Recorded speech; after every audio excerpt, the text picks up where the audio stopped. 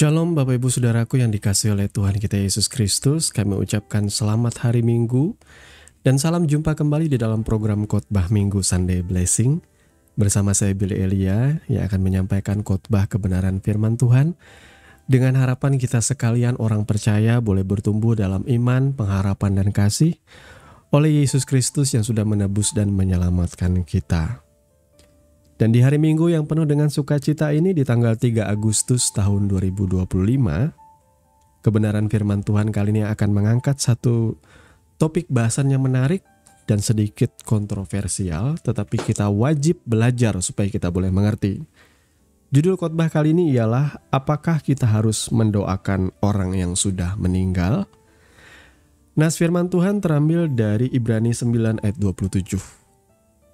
Kita akan baca bersama-sama. Ibrani 9 ayat 27 berkata, "Dan sama seperti manusia ditetapkan untuk mati hanya satu kali saja, dan sesudah itu dihakimi." Amin. Kita berdoa sebelum kita mendengarkan kebenaran firman Tuhan. Bapa, di dalam nama Tuhan Yesus saat ini kami datang kepadamu, kami mohon hikmat dan pengertiannya daripada Engkau Tuhan, mengalir dan bekerja dalam kehidupan kami supaya kami boleh memiliki pengertian yang baru, pengertian yang mendalam akan firman-Mu, dan agar kami tidak mudah disesatkan, diombang-ambing oleh pengajaran. Dan kami percaya Tuhan, kami boleh mengaplikasikan kebenaran firman ini dalam hidup kami hari lepas hari. Di dalam nama Tuhan Yesus kami siap untuk diberkati kebenaran firman Tuhan. Amin.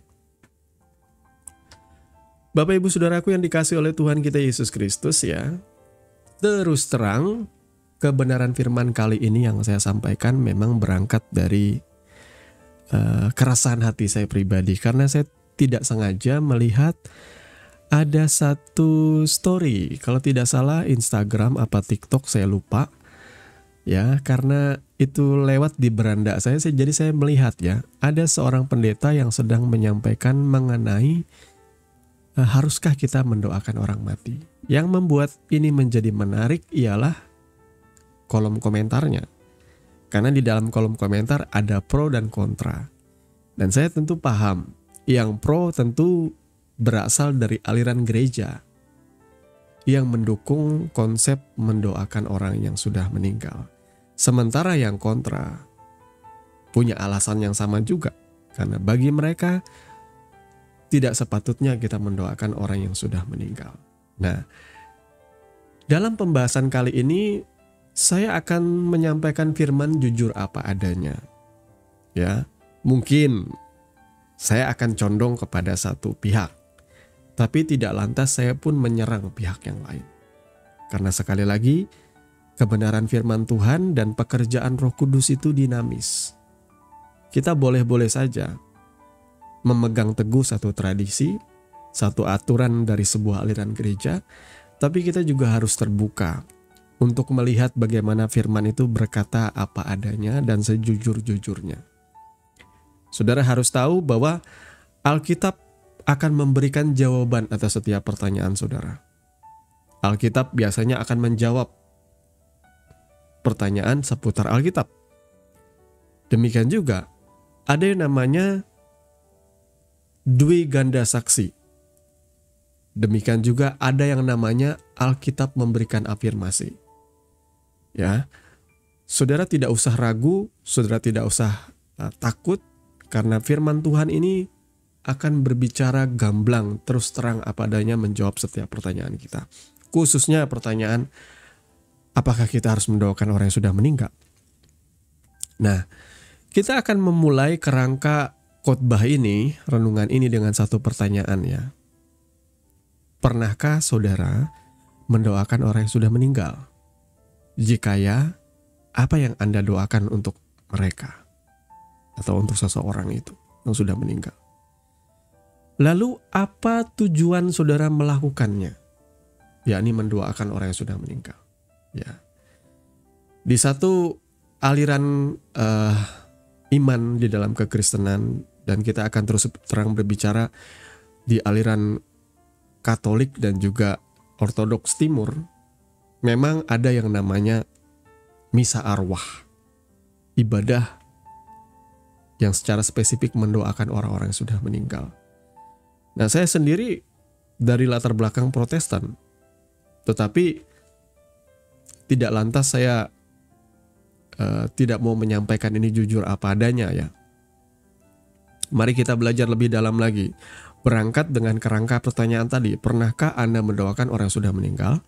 Jika ya, apa yang Anda doakan? Dan apakah tujuan saat Anda melakukannya?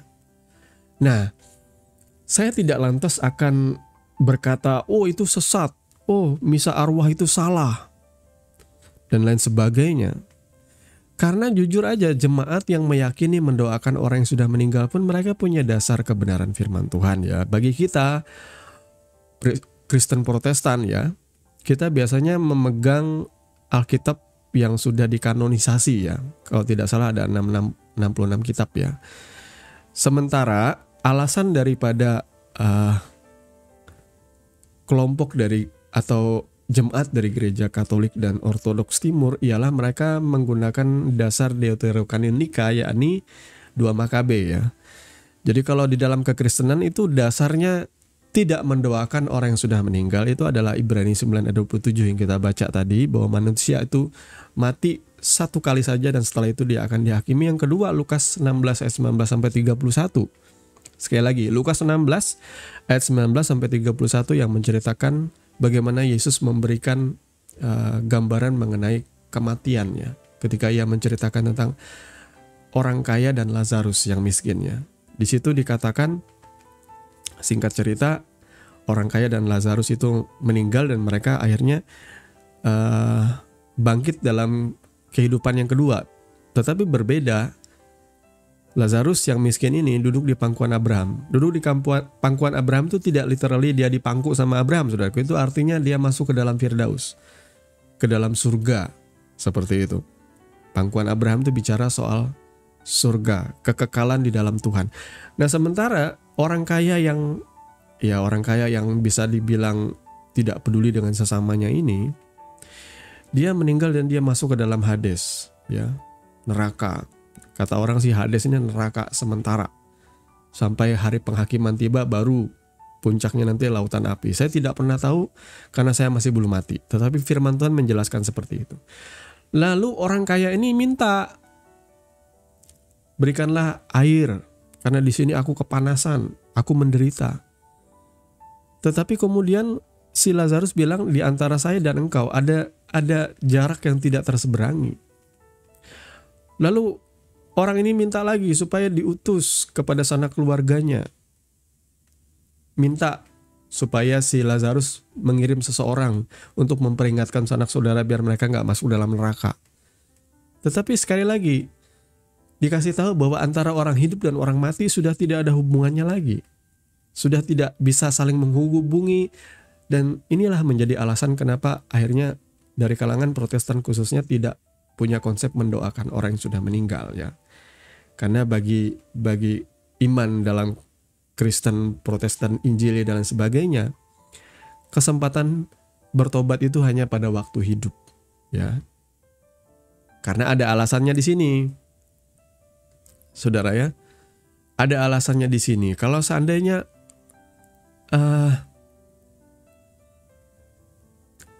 kita mendoakan orang yang sudah mati, itu rasanya ada cheatnya ya. Walaupun ada alasan orang yang mendoakan orang yang sudah meninggal tuh ada beberapa alasan sih di sini. Ungkapan cinta, kesedihan, siapa sih yang nggak sedih? Misalkan ada sanak keluarga, orang-orang terdekat meninggal, tentu saudara akan mengungkapkan rasa cinta saudara dalam doa. Ya biasa kalau saudara misalnya kehilangan orang yang saudara kasih, saudara pasti akan berdoa di makam atau di kuburan. Ya dan lain sebagainya karena sebagai ungkapan cinta. Kemudian ada juga yang berdoa akan harapan keselamatan. Saudara ya, berharap supaya minta kepada Tuhan tolong diselamatkan orang sudah meninggal ini. Mungkin di kalangan agama lain juga, misalnya Muslim juga ada juga mendoakan arwah orang yang sudah meninggal itu dengan harapan dia bisa diselamatkan. Dan yang terakhir ada alasan orang mendoakan orang mati itu ada pengaruh tradisi, saudaraku. Ya ini dari Katolik dan budaya Timur ya. Dalam hal ini Ortodoks Timur ya. Cuma resiko daripada mendoakan orang mati ini dalam pertimbangan teologisnya, ini bisa membuat orang salah paham, seolah-olah nasib akhir bisa diubah oleh doa. Jadi seolah-olah nasib akhir bisa diubah oleh doa. Jadi membuat orang fokus dari pertobatan selama hidup itu sudah tidak lagi penting. Nanti gampang, biar aja hidupnya seperti itu. Nanti kalau dia sudah meninggal saya akan doakan supaya dia bisa selamat, supaya dia bisa masuk ke dalam yang namanya purgatori atau api penyucian. Itu konsep-konsep yang berkembang ya, yang merupakan tradisi gerejawi. Kalau secara alkitabiah tidak pernah satu kali pun dibahas mengenai purgatori atau api penyucian atau mendoakan orang sudah meninggal, itu tidak ada. Saya lihat di dalam berita Injil dan 66 kitab yang sudah dikanonisasi, termasuk dari budaya Yudaisme atau agama Yahudi juga tidak pernah membahas mengenai mendoakan orang sudah meninggal. Kemudian yang terakhir, alasan kenapa mendoakan orang sudah mati itu bisa beresiko dan berbahaya, itu membuka celah bagi ajaran palsu. Kalau dulu ada ajaran palsu yang berkata penebusan itu bisa dengan uang. Nah sekarang penebusan itu bisa dengan didoakan. Walaupun sudah meninggal, walaupun waktu hidup dia belum bertobat, tapi kalau didoakan di dunia orang mati dia bisa diselamatkan. Tapi itu bertolak belakang dengan pembacaan kita ya. Ibrani 9 ayat 27 tadi berkata bahwa orang mati satu kali saja dan setelah itu dia dihakimi. Dihakimi ya diperhadapkan dengan hakim yang adil. Kalau namamu ada tertulis dalam kitab kehidupan anak domba Allah, saudara diselamatkan. Kalau tidak ada, Tuhan akan berkata dengan terus terang, aku tidak mengenal engkau. Dan ini tidak enak, saudaraku. Ya, tidak enak. Makanya orang akan berusaha memberikan satu pengharapan. Siapa tahu dengan mendoakan orang yang sudah meninggal dia bisa diselamatkan. Tetapi kalau dalam iman Kristen dari tulisan-tulisan yang resmi ya, karena bagi orang Protestan 2 Makabe, kitab Deuterokanonika itu termasuk dianggap kitab apokrif ya. Kitab apokrif itu artinya Injil apokrif itu adalah tulisan-tulisan kuno yang mengklaim sebagai bagian dari ajaran atau kisah tentang Yesus Kristus. Sebenarnya istilah apokrif itu berasal dari bahasa Yunani apokripos, yang berarti tersembunyi atau tidak resmi ya. Jadi sebenarnya ini surat-surat yang tidak resmi, biasanya berkembang di gereja mula-mula di zaman Bapak Gereja di abad kedua dan ketiga sih ya. Makanya kalau saya baca juga di Deuterokanonika itu kebanyakan tidak seiras ya, tidak selaras dengan tidak seiras dan tidak selaras dengan gaya bahasa di dalam berita Injil yang ditulis oleh murid-murid Yesus. Itu kayak berbeda banget saudara ya. Saya terbiasa membaca Alkitab, tapi setelah tiba-tiba saya membaca kitab Makabe, saya agak kehilangan spiritnya saudara. Ini terus terang ya, saya bicara terus terang ya. Kalaupun saya membaca perjanjian baru itu dan beda penulisnya, tetapi nafasnya itu sama, spiritnya itu sama. Nah, ada ayat yang menjadi alasan, ayat menjadi alasan bagi orang-orang yang meyakini mendoakan orang yang sudah mati, saudaraku ya. Mari kita melihat ayat di dalam, sebentar saya buka terlebih dulu saudara ya, di dalam Deuterokanonika. Kemudian kita melihat di kitab 2 Makabe pasalnya yang ke-12 ayat 44 dan 45. Ini adalah dasar daripada alasan orang untuk mendoakan orang yang sudah mati atau alasan dari tradisi yang namanya misa arwah saudara ya. 2 Makabe 12 ayat 44-45, sebab jika tidak menaruh harapan bahwa orang-orang yang gugur itu akan bangkit, niscaya percuma dan hampalah mendoakan orang-orang mati. Lagi pula Yudas, ini Yudas Makabe saudara ya, bukan Yudas Iskariot ya. Lagi pula Yudas, ingat bahwa tersedialah pahala yang amat indah bagi sekalian orang yang meninggal dengan saleh. Ini sungguh suatu pikiran yang mursid dan saleh. Dari sebab itu maka disuruhnyalah mengadakan korban penebus salah untuk semua orang yang sudah mati itu, supaya mereka dilepaskan dari dosa mereka. Nah, ini dasarnya. Tiba-tiba ada dasar ajaran korban penebus salah untuk orang-orang yang sudah mati. Termasuk juga ada satu pengharapan bahwa kalau ada kebangkitan, mendoakan orang mati itu tidak sia-sia katanya.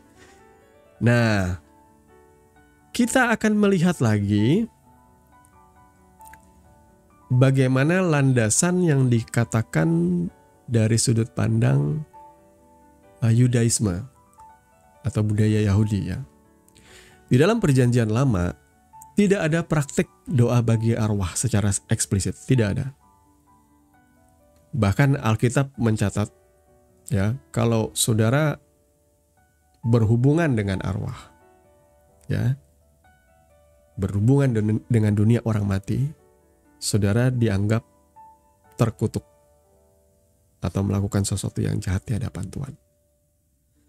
Yang kedua, orang mati dianggap tidak aktif di Sheol. Sheol, saudara ya. Sheol itu dunia orang matinya bagi orang Yahudi. Orang mati dianggap tidak aktif. Itu ada di dalam Mazmur 6 ayat 6 dan Pengkhotbah 9 ayat 5, saudara ya. Kemudian bagi orang Yahudi dalam perjanjian lama, fokus doa lebih kepada memohon belas kasihan Allah selama orang itu masih hidup. Nah, kemudian di dalam Yudaisme modern ya, muncul yang namanya tradisi Kaddish. Ini adalah doa khusus bagi orang yang meninggal, namun bukan untuk mengubah nasib mereka. Misalnya berdoa supaya mereka masuk surga, enggak. Sebaliknya, doa itu untuk membawa kedamaian dan kehormatan bagi mereka. Itu bicara soal nama baik saja. Tetapi tidak dengan tujuan untuk supaya mereka masuk surga lah, supaya mereka diampuni, enggak. Tujuannya adalah menghormati. Itu dia. Itu dari pandangan Yudaisme ya, atau dari pandangan budaya Yahudi. Sekarang dari pandangan jemaat abad pertama atau gereja mula-mula, bagaimana memandang mendoakan orang mati. Di sini ada beberapa tulisan seperti The Acts of Paul and Thecla dan Martir Polycarpus mengandung doa atau peringatan. Peringatan ini maksudnya memperingati terhadap orang mati. Tapi bukan secara teologis ya. Ini bukan secara teologis ditetapkan lalu diberikan peraturan bahwa harus dilakukan, enggak.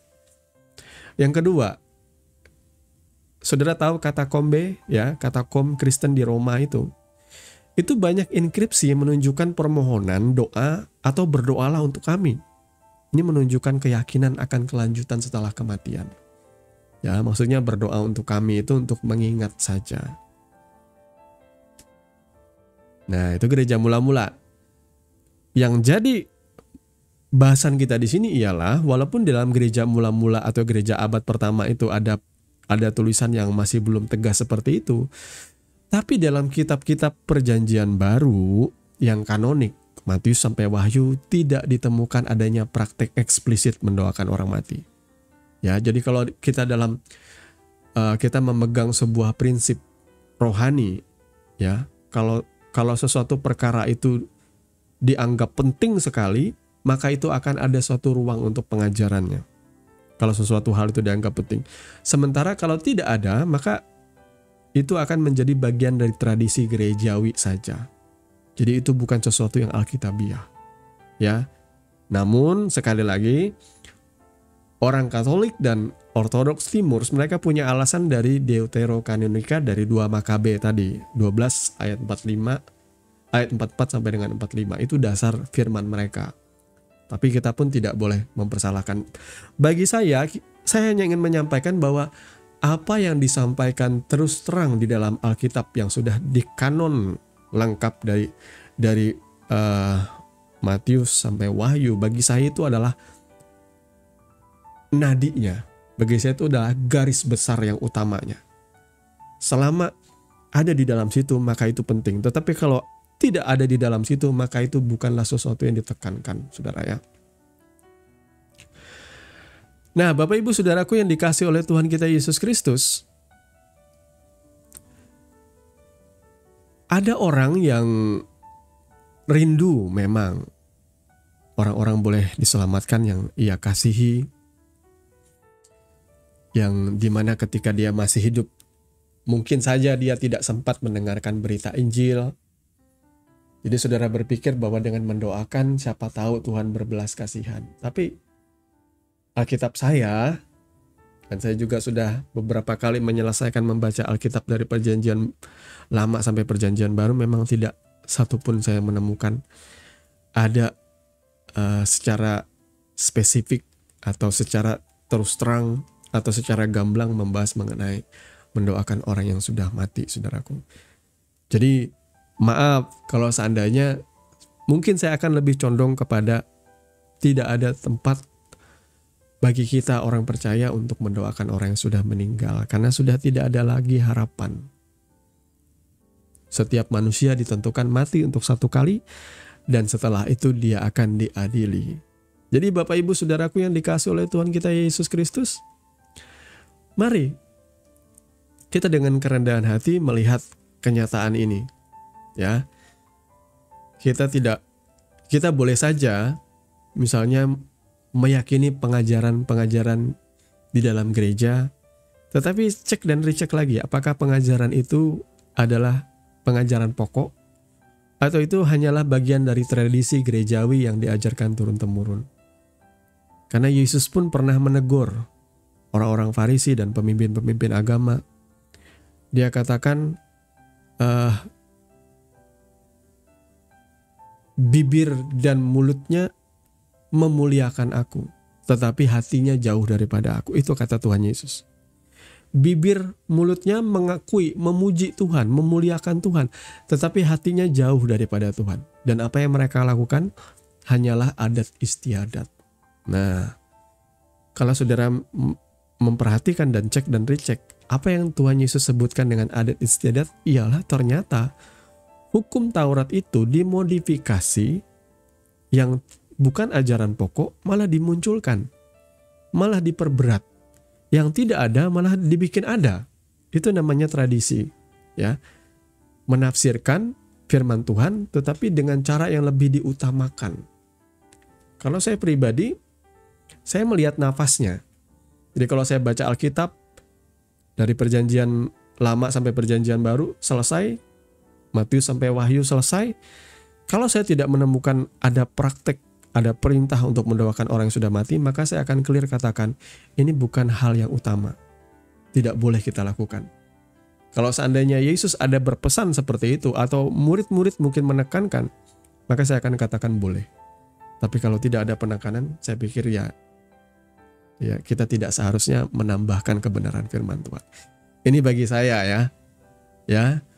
Jadi minta maaf kalau bagi saudara yang meyakini, sekali lagi, mungkin saudara akan beralasan bahwa kita beda aliran, kita beda gereja, kita beda keyakinan, ya terserah. Tetapi sekali lagi saya menghormati, karena ini juga saudara-saudara kita juga punya landasan atau punya alasan, saudara ya, untuk meyakini dan mempercayai hal itu. Ya. Tapi bagi orang Kristen, orang percaya, kita tidak meyakini orang yang meninggal itu boleh terus didoakan ya. Dan saya juga mendorong supaya saudara jangan menghakimi praktek-praktek misalnya seperti misa arwah dan sebagainya. Jangan langsung berkata itu sesat. Jangan mempermalukan orang di depan umum atau membuat postingan-postingan di sosmed. Lebih baik saudara bertukar pikiran saja. Dan cobalah dengarkan dan pahami latar belakang mereka. Saya juga ya belajar seperti itulah. Menghormati ya. Namun saya juga akan menegaskan bahwa kebenaran firman Tuhan mengajarkan bahwa tidak ada yang namanya mendoakan orang mati. Kemudian kematian adalah batas. Nasib kekal itu ditentukan oleh hidup. Jadi kematian itu batas akhirnya. Selama saudara hidup berarti saudara dikasih kesempatan. Ada orang yang bandel tetapi dia masih hidup. Saya pikir Tuhan mengizinkan dia hidup supaya ia bertobat. Ya, saya banyak melihat ya contoh-contoh dalam hidup ini. Saya perhatikan saudaraku ya. Saya perhatikan beberapa kasus yang sama. Ada teman atau keluarga yang selama dari mudanya bandel. suka kelahi, suka mabuk-mabukan. Dia tidak pernah peduli dengan yang namanya gereja. Akhirnya apa? Suatu kali karena kasus kriminalitas dia masuk penjara. Setelah keluar dari penjara, saya yakin ketika dalam penjara orang itu diberi kesempatan untuk mengikuti ibadah rutin. Dan saat itulah dia akan dijamah oleh Tuhan atau tidak. Tapi ketika dia keluar dari penjara, dia tetap meneruskan cara hidupnya yang tidak memuliakan Tuhan, cara hidupnya yang jahat, tetap kelahi, mabuk-mabukan. Dan akhirnya karena mabuk-mabukan, dia meninggal di jalan karena kecelakaan tunggal. Saya pikir saudaraku ya, kalau saudara sudah sampai masuk ke dalam penjara, itu adalah kesempatan terakhir bagi saya.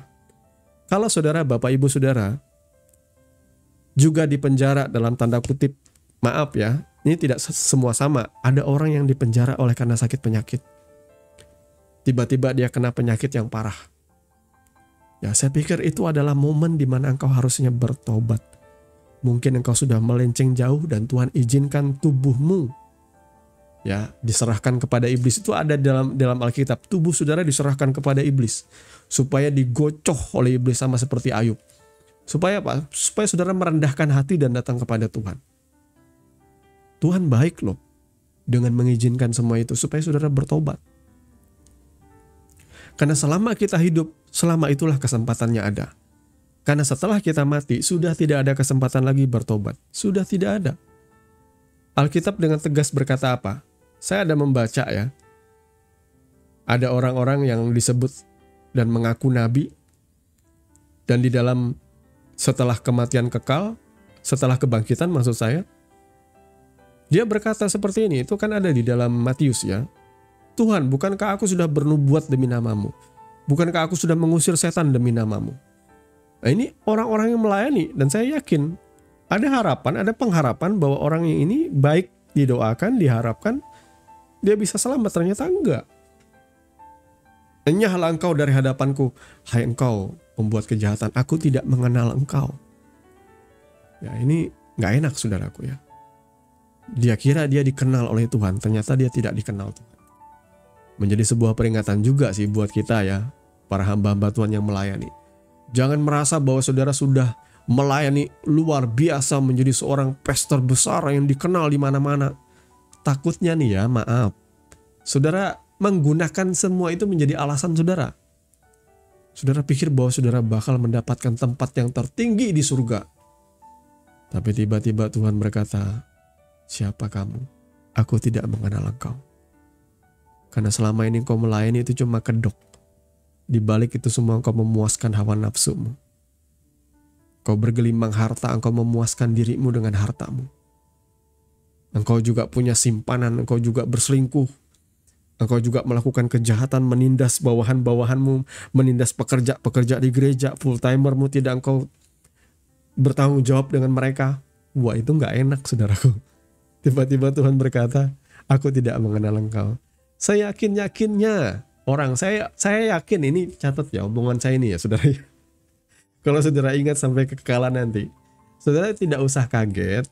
Pastor-pastor besar yang saudara lihat di televisi, di YouTube, nanti nggak segede itu di surga. Saya yakin malah orang-orang yang tidak dikenal, mereka ibu-ibu, kakek-kakek, nenek-nenek yang setia ikut Tuhan, mereka punya jabatan, punya gimana ya, kedekatan yang lebih tinggi daripada orang-orang ini. Karena saya percaya orang yang hatinya murni, yang gak terlalu dapat exposure ketika di dunia ini, yang melayani hanya pengen dilihat Tuhan, gak pengen dilihat orang dan dikagumi manusia, saya percaya justru pendoa-pendoa yang tidak kelihatan di belakang layar, justru mereka lah penginjil-penginjil di jalan yang seringkali dicibir, Elia pinggir jalan yang dihina. Justru mereka itu yang nanti punya jabatan yang tinggi loh. Saya takutnya seperti itu loh. Ini catat omongan saya dia. Diingat saudara ya. Yesus seringkali berkata, kalau engkau melakukan segala sesuatu tidak usah dicanangkan. Kalau engkau melakukan segala sesuatu, biarlah itu tersembunyi. Dan hanya Bapakmu yang di sorga yang melihat. Sehingga engkau akan mendapatkan upahmu. Bapakmu yang tersembunyi akan memberikan engkau upah saudaraku ya. Jadi Bapak Ibu Saudaraku yang dikasihi oleh Tuhan kita Yesus Kristus, sampai di sini aja pengajaran firman yang membahas mengenai apakah kita harus mendoakan orang yang sudah meninggal. Maka saudara silahkan, saya sudah memaparkan alasan-alasannya, baik mereka yang melakukannya dan mereka yang tidak melakukannya. Bagian kita adalah cermat menyelidiki firman Tuhan dan berjalan sesuai dengan apa yang kita yakini. Tuhan kiranya memberkati kebenaran firman-Nya dan mari kita berdoa. Bapa di dalam nama Tuhan Yesus, terima kasih karena Engkau sudah mengajar setiap kami. Tuhan tolong supaya Engkau meneguhkan dan memantapkan pengajaran itu dalam hati kami. Supaya kami boleh bertumbuh dalam kebenaran dan kami percaya kami boleh bersuka di dalam Engkau Tuhan. Terima kasih Bapa, kami mengucap syukur kepadamu di dalam nama Tuhan Yesus kami berdoa. Haleluya. Amin.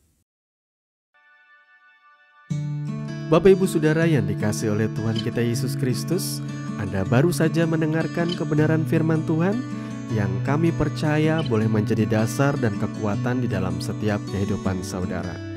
Sampai bertemu di dalam renungan Sunday Blessing yang berikutnya. Kasih karunia di dalam Tuhan kita Yesus Kristus menyertai saudara sekalian. Shalom.